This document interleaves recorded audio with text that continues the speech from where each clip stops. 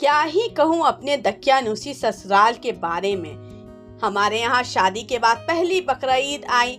हमारी अम्मी सबसे पहले कलेजी नाश्ते में बनाती थी, फिर उसके बाद खड़े मसालों का कीमा, फिर कोरमा, फिर कच्चे कीमे की कबाब, रात में चा फ्राई। क्या मजे होते थे, जितने चाहे खाओ, कोई कुछ नहीं बोलता था।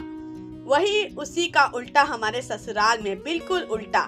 सारे के सारे फ्रिज में स्टोर करते थे। ये भी नहीं आज ईद है, इंजॉय किया जाए, पहली बार नई नई बहू आई है, बहू का लिहाज कर लें। पर वो जैसे थे वैसे ही थे, बस फ्रिज में स्टोर किया जाता था। हमारी अम्मी अब्बू का मिजाज था कि खरगोश को जितना हो सके तकसीम किया जाए, पर हमारे ससुराल में ऐसा नहीं था।